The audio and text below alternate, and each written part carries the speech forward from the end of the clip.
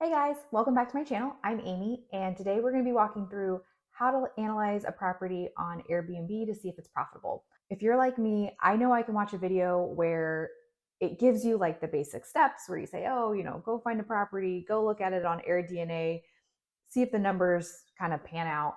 But for me, I do a lot better if I see someone actually like going through the steps with a real example. And so that's what we're going to do today. So to start off, first thing is you're going to want to kind of isolate an area to go find a property. And this is going to be real time. So I haven't done any of these numbers. We might find some winners. We may not find anything at all, but this is the real process that you go through if you're trying to find a property to either buy for a long-term real estate or for Airbnb. So I have a filter set up on Zillow. And again, I have no idea if the properties in here are any good. I don't know if it's a good area for Airbnb, but I do know that it's close to it's kind of an up and coming area in Tampa. They've built like a restaurant bar sort of district close. It's sort of close to the water. They're building more apartment buildings, so people are moving to the area. And so it might be kind of interesting. So I do have this filter set up on Zillow, and I went in to see what properties are available. We've got a 4-bedroom, 2-bath, 3-bedroom, 2-bath. So this is kind of giving me a wide area, but the area that I am wanting to actually analyze is kind of in here because these properties would be somewhat within walking distance of this bar and restaurant area. So the first thing that you're going to want to do is look at an area and just start scanning for properties. And I'm going to walk through this listing. I haven't seen this before, and I'm just going to give kind of real-time feedback of what I look for in a property if I see any red flags. So this is a 3-bedroom, 2-bath, 1,300 square feet, $450,000. I have no idea if that is priced too high, too low. I haven't analyzed this area at all. I got so excited while I was making this video that I totally forgot to ask you to like and subscribe. So if you are finding this video helpful, go ahead, do me a favor, please like and subscribe. It just gives me a little virtual pat on the back to let me know I'm doing a good job. And it also helps me with the YouTube algorithm. All right, back to the video. Built in 1984. Okay, a little bit on the older side, but not terrible. I have an Airbnb right now in another part of Tampa that's a 3-bedroom, 2-bath built in the early 1960s, I believe. And there have definitely been some repairs that have come up. I want to look for something a little bit newer on my next property. 1984 isn't like crazy ideal, but it's also not super old either. All right, so it's got central electric, that's good, central air, driveway. Looking at the pictures, front, I don't hate it. It would definitely need some paint on the front. I don't like how aggressive that brick texture is. I don't like the color of the shutters, but it's not terrible. All right, so it looks like they have new or fairly new laminate vinyl flooring. That's good. This living room actually looks way bigger than what you would normally see in some of these properties. One of my kind of key rules when I'm looking at places is I feel like for the dining room and the living room, however many people you're hosting in this place, you need to have enough places for them to sit, to eat, and to hang out. And when you look at these like 3-bedroom properties, you're going to be hosting anywhere from 6 to 8 people, two people per bedroom plus a pull-out couch. A 3-bedroom house sometimes is not very huge, and when you look at the living room spaces, you might find something that is way tinier and would never fit 8 people. A lot of times these houses will have just a little tiny area for a 4-person kitchenette, and that's fine if you're living in that as just your own home, but when you're hosting that many people, not super ideal. I also will say that I've now analyzed probably hundreds of deals at this point, anywhere from just looking very quickly and doing a quick rundown of the numbers to really digging in and doing a full analysis. And you will find that's going to be one of the challenges you run into is you find these places where, yeah, the numbers math, they math out, but there's not enough space for everyone to hang out. And I really think that's part of the guest experience. So it looks like they converted the garage to make the living room bigger, which is not a bad thing. A lot of people have, I've seen a lot of properties like this.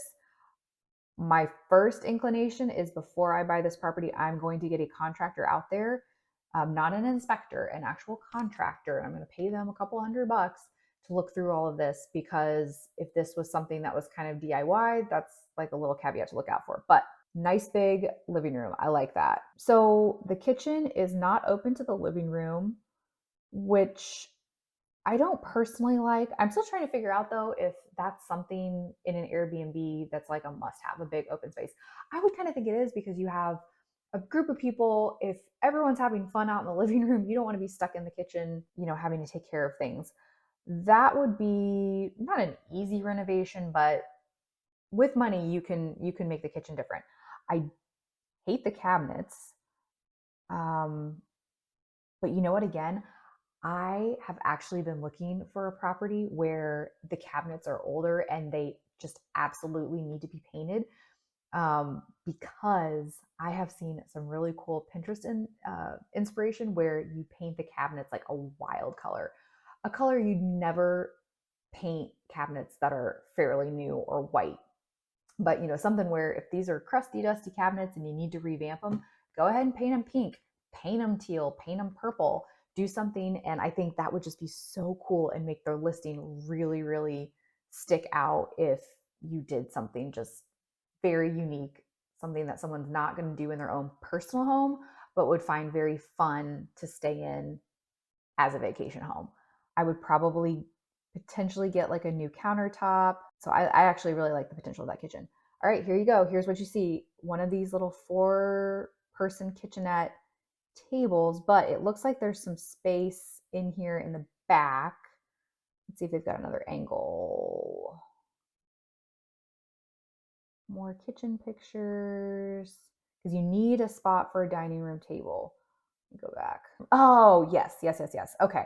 You could very easily have a longer table that would go right here that would fit everyone, and you'd still have plenty of space in the living room.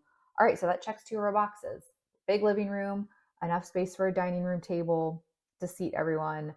Don't hate the kitchen, need some love, but I like the possibilities there. And people don't need a huge kitchen in an Airbnb, because you can have all the pots and pans and dishes and still have plenty of cabinet space left over. So if we wanted to knock down that wall, I wouldn't even be upset about losing some of the cabinet space, because you really don't need it. Bathroom. Well, you know what? Actually, I don't hate this bathroom, and I'll tell you why. This looks like it has fairly old tile, because it's like the square stuff, but it's white. I I do not like when I look at a house and it's got that dark brown tile from the 90s or some other random beige color. It just doesn't look clean to me. So I actually would prefer square tile that's maybe a little bit older, but it's white, because white is just classic. I'm not in love with these cabinets, but they're fine. White countertop, that's all good.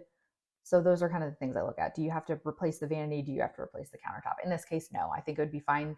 And if I really wanted to, like let's say I went with a fun color and went with this whole pink theme or something, I could even paint this to match and kind of make everything pop. Okay. I like that. Ooh, all right.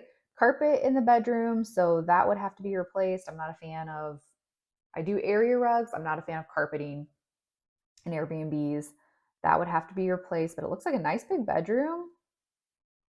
And this wouldn't have to necessarily be the primary bedroom either. You could do potentially 2 different beds, or even like a bunk bed room, maybe.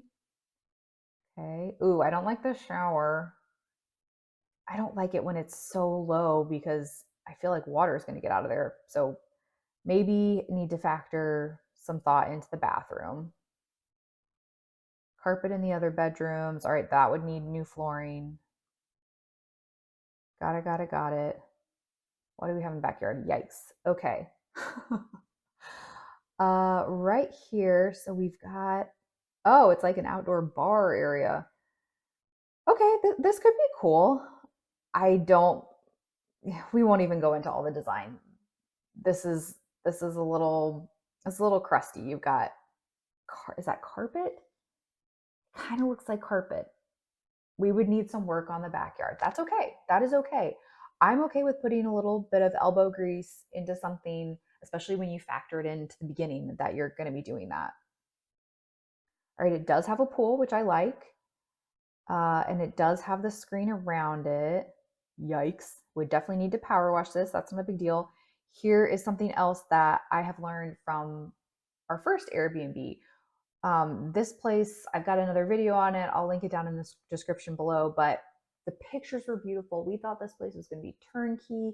It had the pool, it had everything. And it was just one of those things where once we bought it, so many things broke. And we had some real issues with the pool, with leaks and needing a new filter system and everything else. And so on our next property, when I see a pool like this, I've already worked it out with our pool guy, Ty. We're going to pay him. We're going to pay him some money to come out to any kind of listing that we're seriously considering buying, and have him just like pick apart this pool, look at the filter system, see if there are any kind of leaks, so that we just know what we're getting into. This one looks like it probably has some serious issues, but it's there, so that's good. Have some nice seating. Wow. Oh my gosh. This backyard is huge. I wonder where that property line is. Wow. This is the whole backyard. Oh my gosh. I hate to say this, but this is one of those properties. If the You'll see this happening in cities like Houston, Dallas, and in Tampa. Unfortunately, this is sometimes the land is worth more, and it's better to like build bigger and build up, because this type of backyard, you just don't need this much space around you, and someone might end up actually buying this lot and knocking a whole house down. Gosh, wouldn't it be great if you could like zone this for two different places and put like a tiny house in the backyard? That's another interesting thing. I have no idea. I've never looked into that. I don't know what the zoning restrictions would be in this type of area, but holy cow, this is a lot of space. That's some potential right there. I like that. I like options. And at the very least, the other good thing is that with this big of a backyard, look how much space is behind you from the next neighbor. I know there's a neighbor to the left and to the right, but what I like about this is even if you have great guests and you're not having these wild parties, people are going to be out in the pool. And I'm just very conscious of being a good host and a good neighbor. And so this added space back here says, ooh, okay, we're not going to be right on top of someone. So if we have, a party of 6 or 8 and they're having a good time, we're not going to annoy anyone. I like a little bit of space around my listing, so that's great. All right, I am kind of liking this place.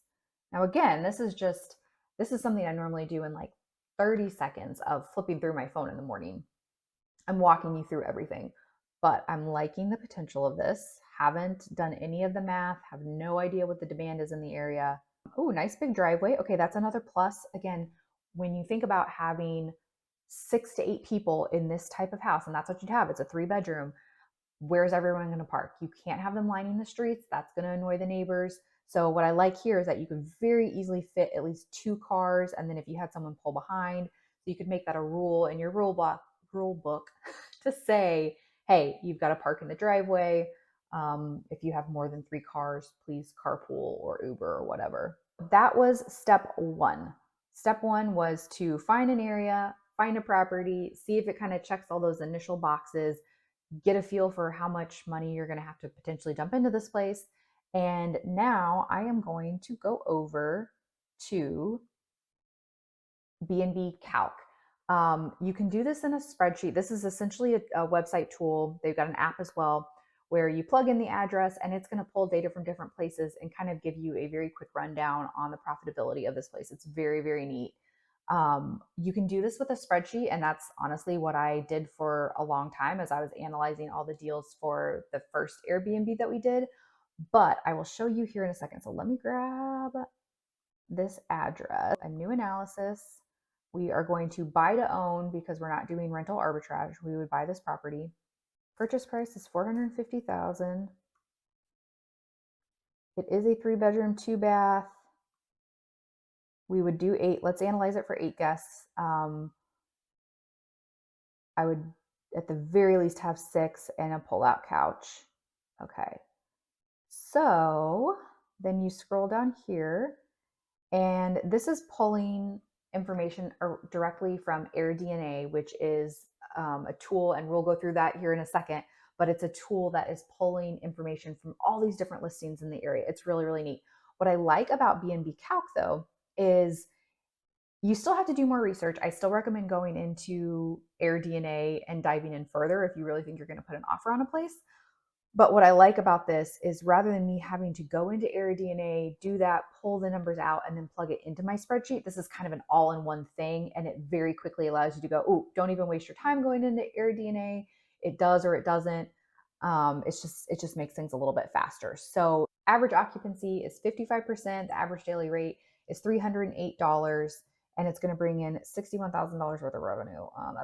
I can already tell that's probably not going to be good, but let's walk through this here. Now, numbers like average daily rate and occupancy, yes, like there's good metrics to have, but I've seen things where the occupancy is at around 55 or 60, but the average daily rate is so high that it still makes a lot of money. So it's all factors considered. But here, this I can tell this is probably already not what I'm looking for, but I'll show you. It gives you a full financial summary, and there are some things that you're going to have to tinker with, but it shows you the revenue. It gives an estimate of operating expenses. This step number 2, where we're going into B&B Calc, this is just like the sniff test. Before you put an offer on anything, you need to go back and verify that, hey, the taxes that it's pulling from Zillow are correct. Oftentimes they're not. If there's any kind of like HOA fee, what have they factored in for just utility expenses? All those things need to be refined, but this is just a good, sniff test. Like, how are we doing here? So let's assume that these operating expenses are fairly close. And honestly, oftentimes with this tool, I've seen that they are. But before I would put any money into anything, I would obviously be doing a little bit more due diligence. But this is just step 2 to kind of see if we're getting close. Operating income, 40,000, taxes. All right, with a cash flow of $9,752. Now, while it's saying this is profitable, one of my metrics that I'm looking for in my next property is I want at least $2,000 cash flow a month. Sometimes it may be more than that, sometimes it may be less, but on average, I want to make at least 2,000, if not more. So this right here is already not what I'm looking for, but I will say you can't just always look at a deal at face value. You see here that it gives value over time. It's estimated that the cash flow will get bigger. This is going to be very similar on quite a few properties. They're going to estimate that the property is going to appreciate, especially in the areas that we're looking for at Florida. Cash on cash return. This is another metric that I look at. So think of this as like your return on investment on the money that you're putting into the property. So if you put in a down payment, if you have any repairs, the furniture that you're going to buy, the question that this is answering is, hey, is it better for me to put this money into this property investment, or would it be better off in the stock market or crypto or whatever kind of investment you want to think about? And so the stock market over the span of 100 years, 90 years, whatever, I mean, on average, it's anywhere from like 8 to 10%. And within real estate, it's way too much work to not be getting a higher return on investment than you could if you just threw your money in the stock market and let it sit forever. So cash on cash with this is looking like 7.61, which, you're going to get a return, but you could get a similar return over the course of a long span of time, just having your money in the stock market without doing all this extra work. So this isn't good either. The reason that I'm continuing to look at this deal and walk through everything is because all these numbers are based off of the current stats that are in AirDNA. So the next question I want to answer for myself is, based on the competition that's in the area, do I feel like I can do better than that 55% occupancy rate? Do I feel like I can do better than that average nightly rate that is being projected? If you find an area where a lot of the properties are just ho-hum, not very exciting, maybe the ratings are really low, then it's safe to say that if you do things right and you really put in the effort, you can probably beat those metrics, which would completely change these numbers. It would change your cash on cash. The other question that I always want to answer for myself is, These numbers are based off of the purchase price. Well, 6, 7 months ago, Florida, especially, was definitely a seller's market where prices were just crazy, and people were throwing money way over asking, no inspections, no contingencies, and the market has shifted a little bit. It's definitely cooling off. I haven't placed any offers recently, but I can just tell by how long some of these houses have been on the market that the market does seem to be softening just a bit. So there might be an opportunity to offer less money. Who knows? The furniture and renovations, they always have like a standard in here. And the 3,000 per bedroom, I'm okay with. I'm actually okay with the 15,000 per living space. That's about what we spent on the first Airbnb that we did. That was a 3 bedroom, 2 bathrooms. So 3 bedroom, 2 baths. So you think about dining table, couches, rugs, all the little knickknacks, TVs, all the things. I feel comfortable with 15,000, but you would need to have carpet. We're going to have to do something with that kitchen to make it a little bit better. Even if we did bare bones, we have the pool. Who knows how much that's going to cost? I'm going to say 20,000. And honestly, that's being really generous to this place because that 20,000 could get eaten up very, very quickly if that pool is in bad shape. But for now, for the sake of argument, let's just say 20,000. Again, if I were to ever put an offer on this place, I'm going to have a contractor going out there and looking at how that garage was converted. I'm going to have my pool guy out there looking at the pool. I'm also going to get my heating and air team in to look at the AC unit and the ductwork. That was, again, something else that we learned in our last property.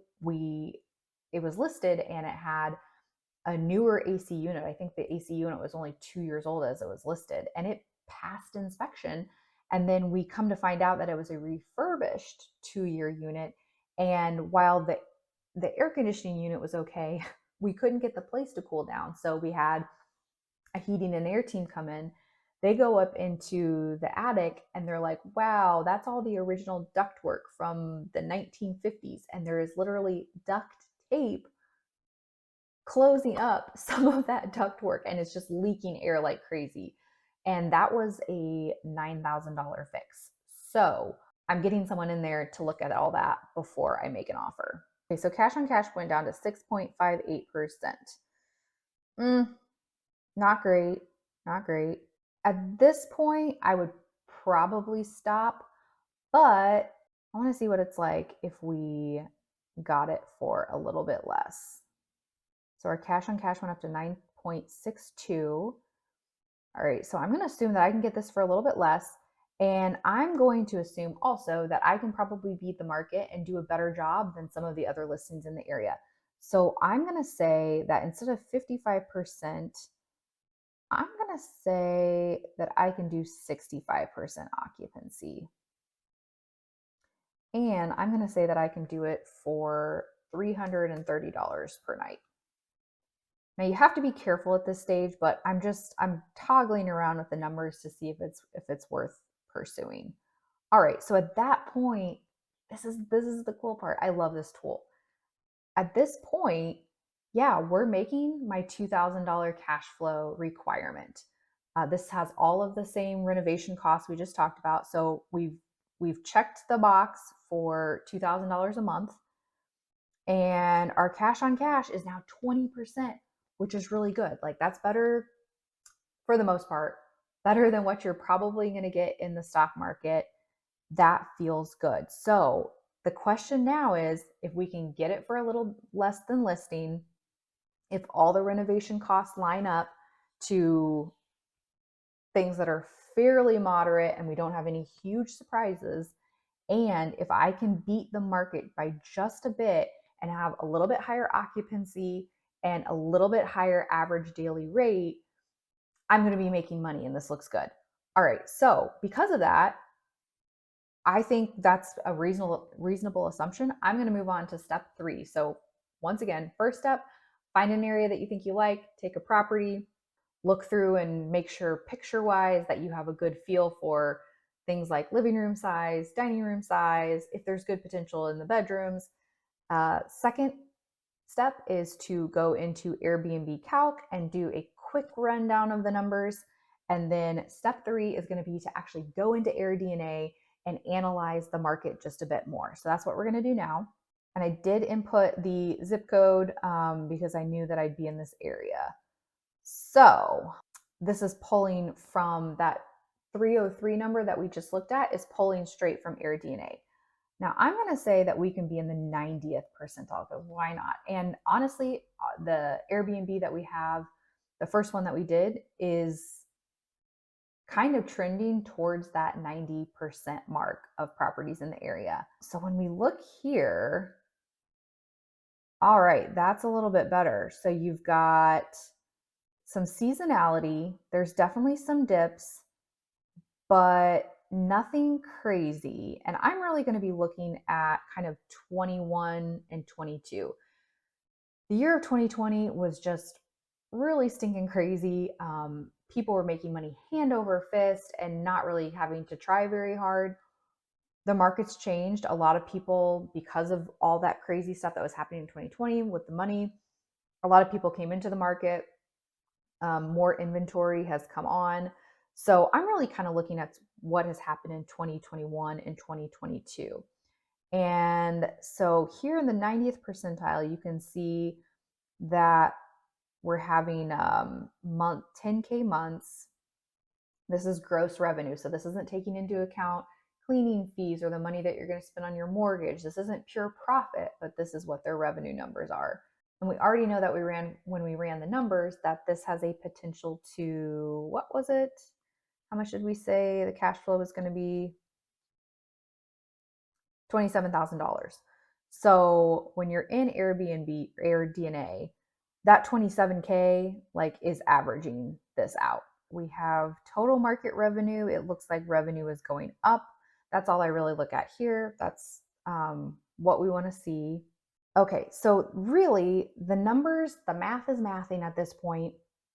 What I really want to know is, do I feel like I can beat the market? What do those other properties look like? So we're going to go into the map.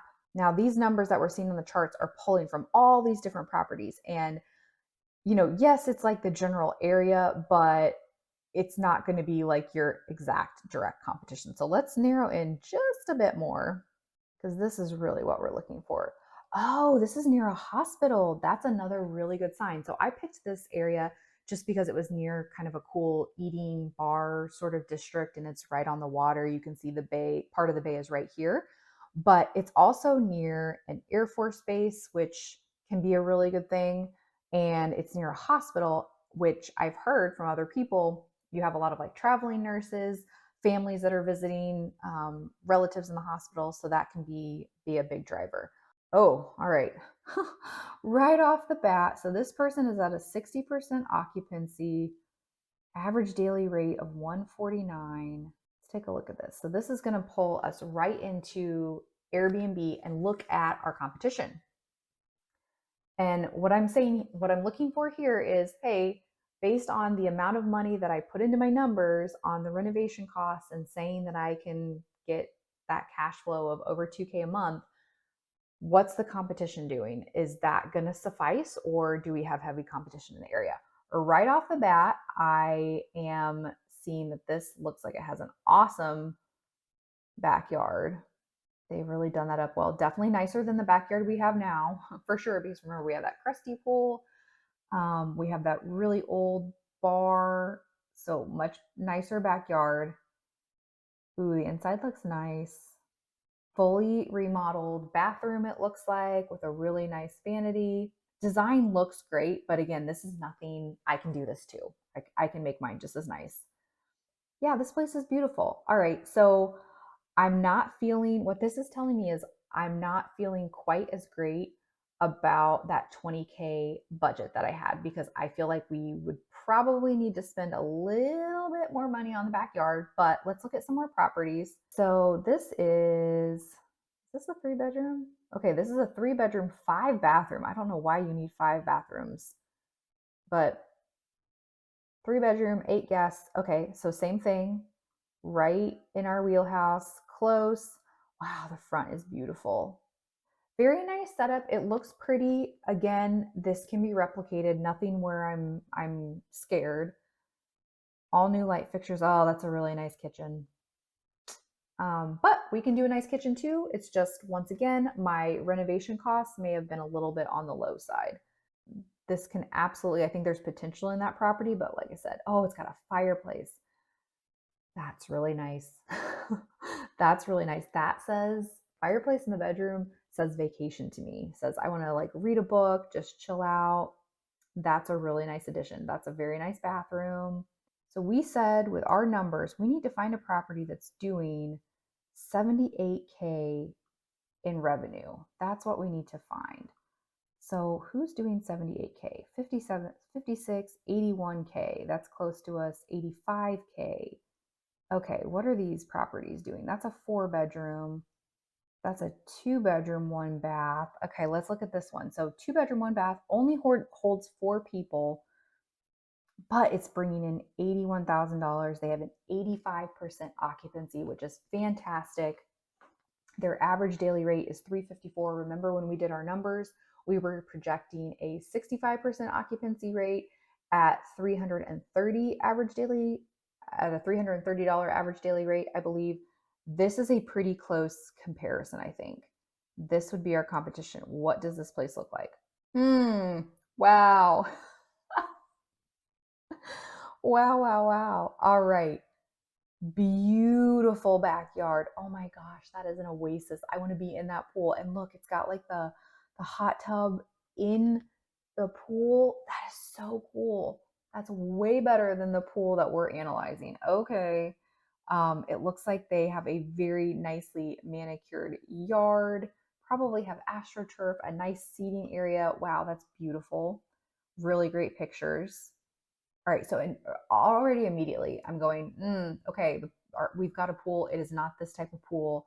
So just based on the backyard alone, there now we do have an extra bedroom, so that could like price per night occupancy rate could make a difference, but this is some good competition right here. Oh, and the inside's really cute too. Okay, I can tell that they had a professional designer or they had someone with a design eye. I love the color. I love that they took some design risks, made it fun. The living room is smaller. Oh my gosh, the front is beautiful too. Holy cow, they did such a good job with this. But this just goes to show you, like, this is one of those little 2-bedroom or 3-bedroom houses. It's just like ours. Ours has the potential in the front to look really, really neat. It just needs a little love. They did a new roof. The landscaping looks great. Okay, let's scroll. Oh my gosh, that pool. Scroll, scroll, scroll, scroll, scroll. Come on. Wow, even their fence looks really nice. That backyard is disgustingly sick. I love that. I wonder how much a pool like that costs. Here's where I'm landing on this property. You might go through 10, 20, 30, 50 properties before you find one that's even worth going and looking at. I would probably continue to look at 5 or 6 more listings in the area just to get a really good feel for the competition. This is a great example. This is going to be kind of my marker set, if you will. And so you've got a property that is doing the amount of money that I want to make. The property is significantly nicer than the property we just analyzed. Just the backyard alone, the pool, like I could make the inside of the one we're analyzing look just as nice and really design it up, a little paint, make it fun, but it's going to be hard to compete with this backyard. So, the question is, with double the guests, can you kind of make up that difference? I have to say that I think probably yes. But we did analyze that property being at $50,000 less than the asking price. So this would be my next step in real life. I'd look at a few more properties. I'm probably going to find more of the same. And this is kind of a tough one because I think the numbers can work, but a few things need to happen. The price needs to drop. I need to get some more refined numbers on the renovation costs. And I need to really kind of find a competitive advantage for the backyard to make sure that we're, one of the top listings in the area. From here, what I would do is I would get in touch with my agent. I'd set up a time to go look at the property. This is the really fun slash frustrating part about this whole game.